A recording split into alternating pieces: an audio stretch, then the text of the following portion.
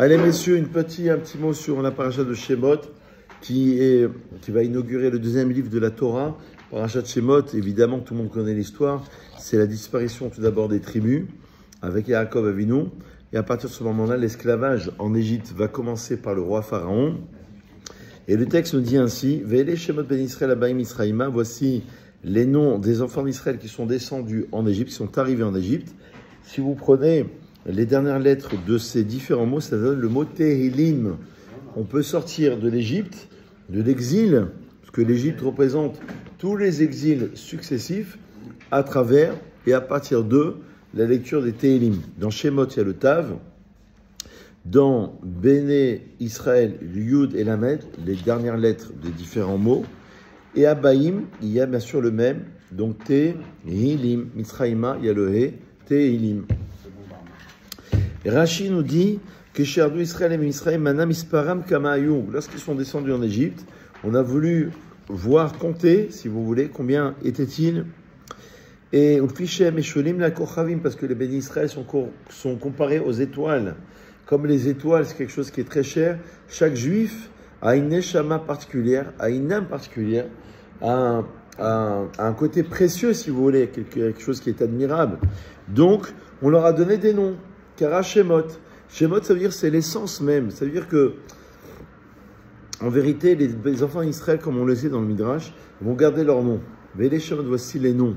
Ce qui va partir en exil, ça va être le nom. Ça veut dire, il y a une tentation en exil d'oublier son nom. Ça veut dire son identité, ça veut dire sa culture, ça veut dire ce que l'on est. C'est ça l'exil. Et Yeridatam chez Ben Israël, nous dit ici le Rav, dans Biur Chomash, les galotes Allah Italie un virchad jam les ibout bisiotam atzmit vanivdelet benagim arami chez Sevivam. Donc en vérité, la descente en Égypte, qui représente encore une fois l'exil, aurait pu provoquer, Chazvé Shalom, la perte de l'identité juive.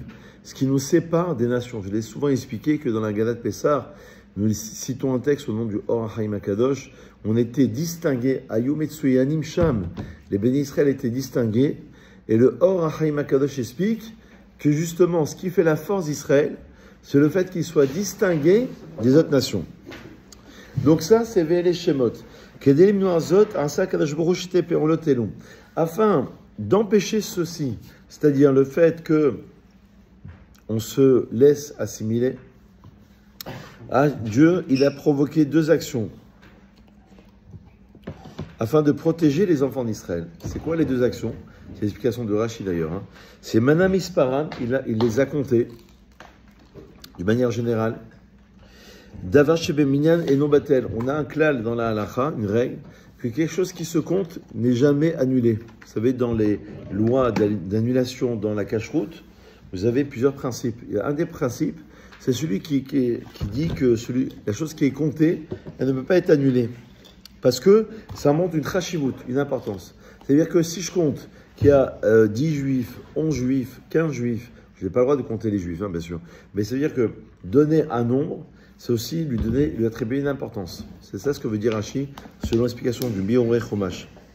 Vekara Shemot Lekulam, il leur a donné un nom à chacun d'entre eux, afin d'empêcher, évidemment, la shircha, c'est-à-dire l'oubli.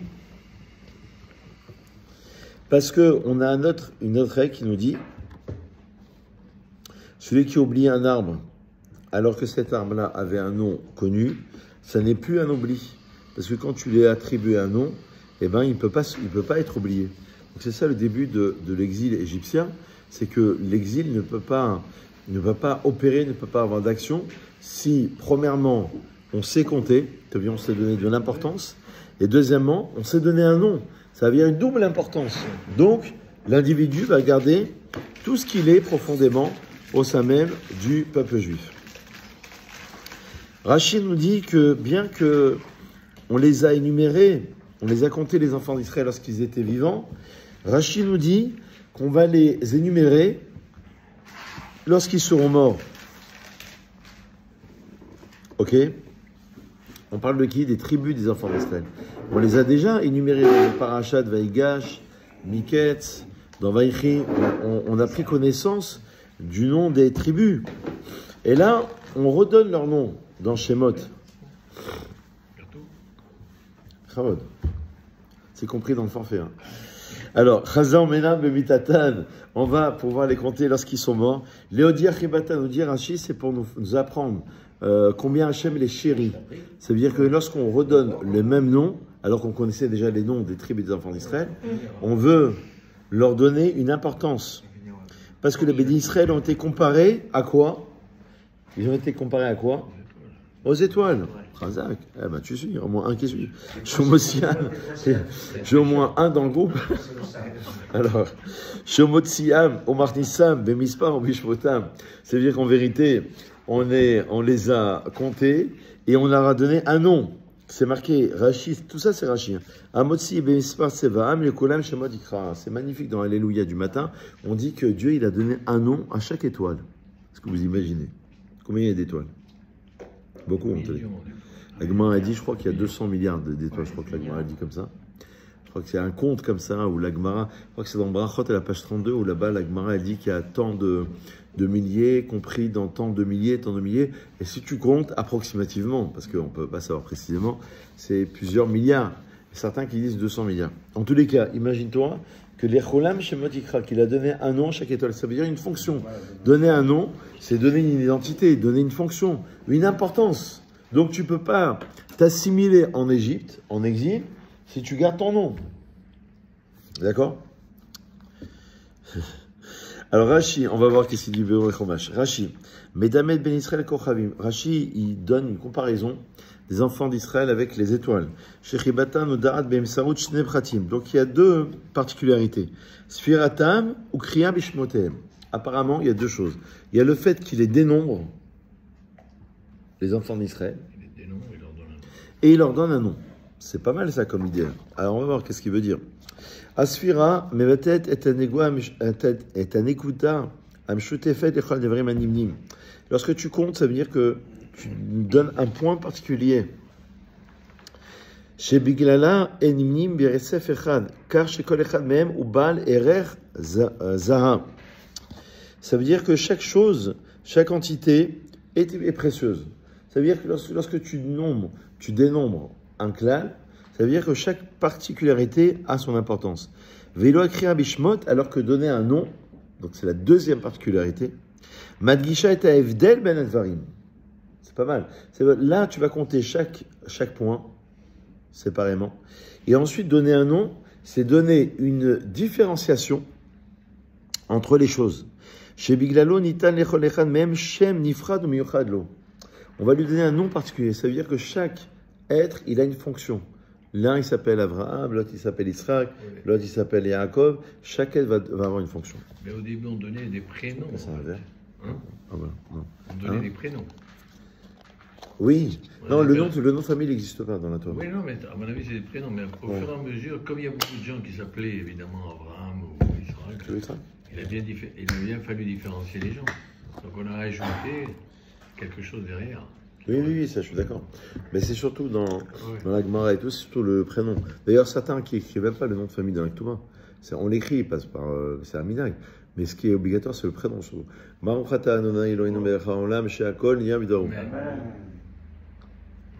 Alors écoutez bien, c'est la suite qui est intéressante. Ça, c'est le début. Hein.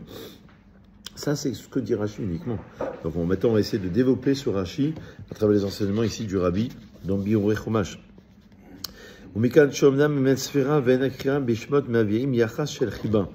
Apparemment, dénombrer et donner un nom, encore une fois, à venir, tu es toujours avec nous, et tu commences la 16, j'ai l'impression.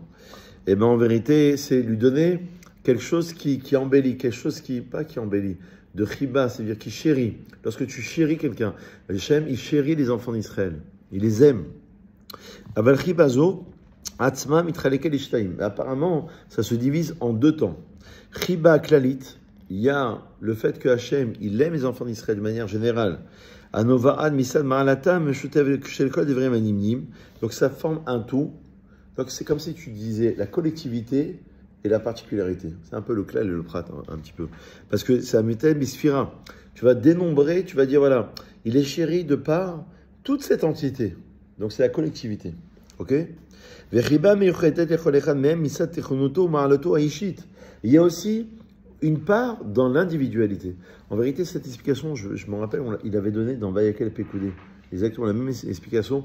Vayakel, c'est deux sections qui se juxtaposent, n'est-ce pas? Construction du Mishkan, etc. Vayakel, il les a rassemblés, collectivité. Et Pekoudé, c'est donner une importance à chaque entité. Alors, il va approfondir maintenant. C'est quoi la comparaison avec les étoiles? Les Chol Akochavim Yeshtechona Meshutefet. Il y a une fonction à chaque étoile. Kol Echad Mehem ou Kochav. Ou Misad Ma'anatazo Enimim Kulam Keechad. Il y a une ma'ala qui soit toutes comptées en même temps. Les Cholam Shemot Ikra. Il va donner un nom à toute l'entité. Mais à chacune d'entre elles, il y a aussi, évidemment, une trona, une fonction, une ma'ala, une importance particulière. Il dit le Radak en note dans Isharia, chapitre 40, Kol Kochav et Kochav Yeshlo Koach Meshaleh al Nivre'e Mata. J'adore cette explication, Rabbi David Kimchi. Il dit que chaque étoile, elle a une fonction sur chaque existant en bas. Vous savez que dans la Kabbalah, normalement, tout ce qui existe ici-bas n'est possible qu'à partir du moment où il y a une existence en haut. Sinon, c'est pas possible. C'est-à-dire que tout ce que tu vois dans le monde, je sais pas, la mer, les océans, les êtres humains, les animaux, etc., c'est parce qu'en haut, il y a un Koach Hanivdal, qui est une force rouchani, une force spirituelle, qui donne la possibilité à l'existant de pouvoir exister en bas. Sinon, il n'y a pas de possibilité. Donc, il dit que chaque étoile, le Radak, a une force sur les habitants en bas. Kol echad al min yadoua. Chaque étoile, c'est incroyable. Ça veut dire c'est là, finalement, comme si tu dis dans l'astrologie, vous savez, chaque astre, elle a une fonction et elle donne une influence surtout sur ce qui se passe sur Terre. On connaît particulièrement la Lune, d'accord? Tout le monde, je pense que tout le monde sait ça. Mais aussi, en est-il concernant les étoiles? Pas avoir trop la tête dans les étoiles, ceci étant, n'est-ce pas? Ça correspond pas que aux humains. Ah, là, c'est tous les existants. C'est l'étoile, donc qui permet, comme si tu dis que le monde spirituel permet l'existence du monde matériel. Donc c'est comme si il y avait une ishtal eshleut, ça veut dire une descente finalement des mondes spirituels, tel monde, et qui arrive à ce monde-ci. Mais sinon, ça ne peut pas exister. Donc c'est la force de cette étoile qui donne l'existence ici-bas. Donc évidemment, le nom, c'est la fonction. C'est pour ça que ton prénom en hébreu, Avner, David, Amram, etc., chaque prénom de chaque individu correspond, Moshe, à son identité, ce qu'il est. Donc il faut essayer de rechercher le prénom. C'est son ADN spirituel. Il y a l'ADN, et puis il y a l'ADN spirituel. C'est la fonction. Ok? C'est ça la comparaison avec les étoiles. C'est ça, le fait que Dieu chérit les enfants d'Israël devant Hachem. Donc il y a un amour qui est général, qui s'appelle Nekudat Hayadut, c'est le point du judaïsme, de la judaïté. Tout ça, c'est relié à tous. On est tous reliés à un judaïsme, à une Torah qu'on a reçue. Dieu nous associe dans un même nombre. On a tous une chose commune, au minimum, voire plus, mais au moins une chose, c'est la Torah. Deuxième point, maintenant, il y a un amour de Dieu vis-à-vis des enfants d'Israël, de manière particulière, individuelle, à chaque juif, de par son degré particulier. C'est ça ce que Hachem va compter les enfants d'Israël. Donc il va les compter et il va leur donner un nom. Lui donner un nom, c'est lui donner une particularité. Le dénombrer, c'est lui donner une collectivité. Le rattacher à quelque chose de nombreux. Voilà la première explication. Deuxième, elle est magnifique. Alors, ici, le Biur et Chomash reprend l'explication de Rashi. Il dit, à tout moment, tu peux intervenir, Yitzhak. La parole est ouverte à tout moment. Excusez-moi. Donc, il va les compter de nouveau pour leur montrer combien Hachem aime et chérit les enfants d'Israël. Il y va. Mais moi, c'est marqué dans Chassidut d'écouter Torah, dans Parashat Behar. Shaneshama Atzma, que l'âme elle-même, elle est très belle, c'est l'explication des dévots. Les Fnei Yiridata de la Olam, Vitla Beshuta, Bagouf, avant qu'elle ne descende. Vous savez que l'âme, elle existe. Potentiellement, elle est là. Donc, en vérité, elle est là. Elle attend son zman, son temps pour pouvoir descendre sur terre. Mais la Neshama, elle est là. Ok? Donc, avant qu'elle descende et qu'elle s'habille dans un corps de chair et de sang, et Nanikred Beshem Klal, elle n'a pas de nom. il est impressionnant ce passage.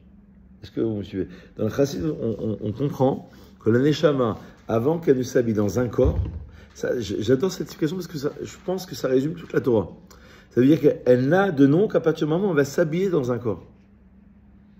Vous voyez un peu l'explication ou pas? Ça veut dire le nom, c'est l'identité et la fonction. Donc, c'est à partir du moment où elle s'habille dans un corps. Avant qu'elle ne s'habille dans le corps, elle n'a pas encore tout cela.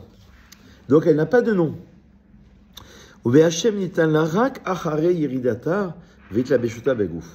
magnifique comme explication. J'aime beaucoup. Le nom lui est donné qu'après qu'elle se soit habillée dans le corps. C'est seulement à partir de ce moment-là. Mais elle reçoit ses fonctions. Donc elle s'habille dans le corps. Évidemment, vous avez tous saisi que s'habiller dans tel corps, ça correspond à quelque chose. C'est pour ça que l'un il est petit, grand, gros, mince, etc. Pourquoi? Parce que ça correspond au degré de la neshama. Elle va prendre la forme finalement. D'accord? C'est comme l'eau. On donne l'exemple dans la chassidut de l'eau. Ça prend la forme du kéli. Mais l'eau en tant que telle, c'est de l'eau. Mais ça prend la forme du kéli. Ça veut dire du réceptacle. À partir du moment où elle descend dans un corps, c'est pour ça que c'est très important la Kriyat Shem pour une jeune fille, je l'ai souvent dit à la synagogue, évidemment un garçon, évidemment, pour l'heure de la Mila. Le nom que l'on va donner, ça correspond uniquement à la partie extérieure de la Neshama. C'est seulement la partie extérieure de la Neshama qui s'habille dans le corps. Vélo, la Neshama Atzma. Maintenant, on avance un peu. Le nom, on dit en français le prénom. Le prénom que l'on va donner, ça correspond uniquement à la partie extérieure de la Neshama. Pas la partie intérieure. Sheena mitla beshet begouf vena kefufa leak bolotav. Est-ce qu'on pourrait parler du makif et du pini, peut-être? Parce que la partie extérieure qui ne s'habille pas dans le corps, c'est le makif, forcément. C'est Chaya Yerida. Non? Comment tu vois les choses? Encore une fois, Velo la neshama atzma, sheena mitlabeshet begouf, vena kefufa le agba lotav. Elle n'est pas. Moi, je l'ai compris comme étant le makif, quelque chose qui entoure. Il y a une partie makif, mais une partie qui est pnimite, c'est les nei sont mitlabeshim. Ouais. Ouais. Ah. Donc, c'est comme ça que tu disais, Serge. Tu disais qu'il y avait une partie intérieure qui habille la Neshama, d'accord?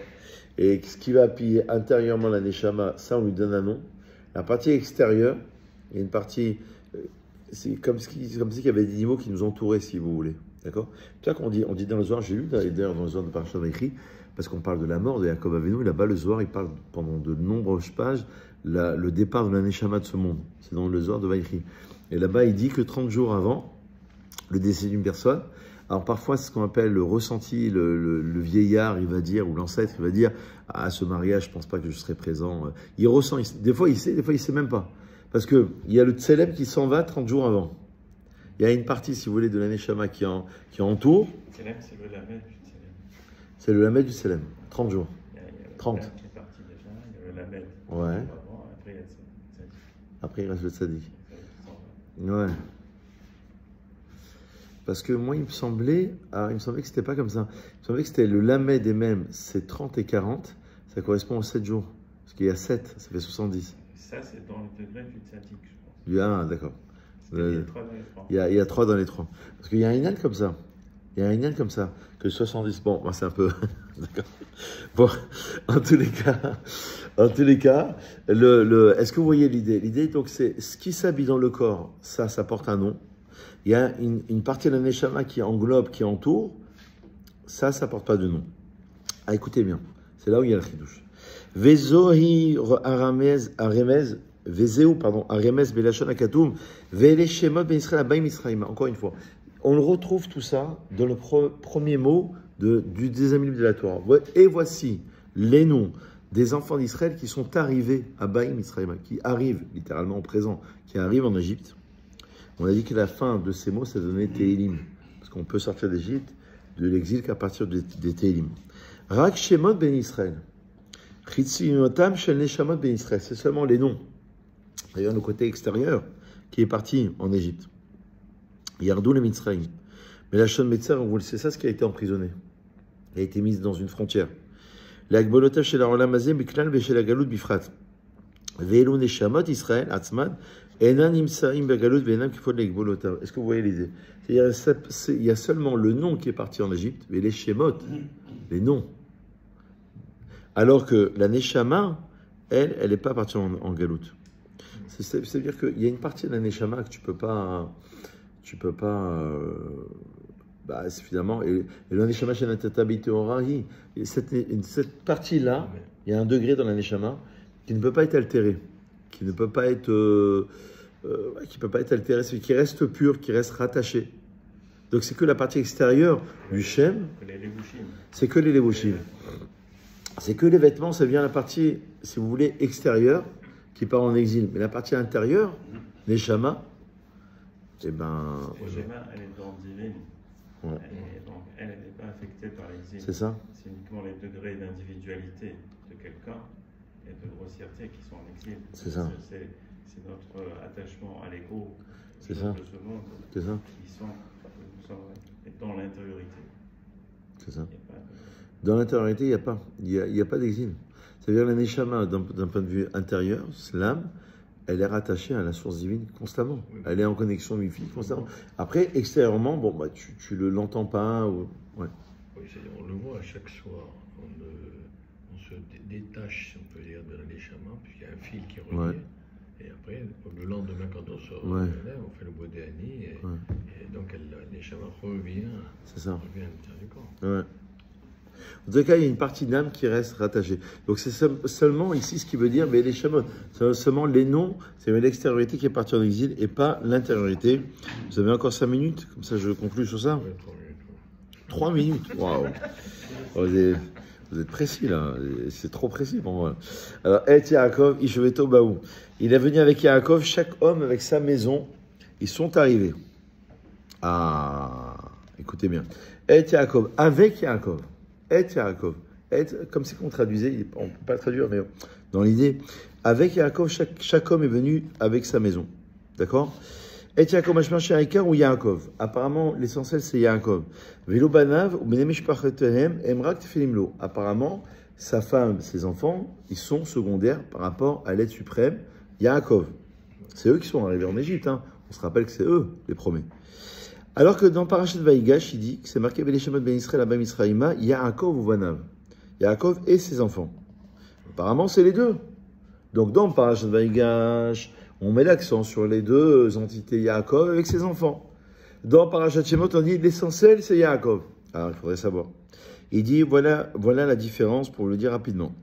Kavanat Akadom Parashat Vaïgash, l'intention du verset dans le Parashat Vaïgash, il est sa père à l'essem Yerida Misraïm. C'est de raconter l'essence même de la descente en Égypte.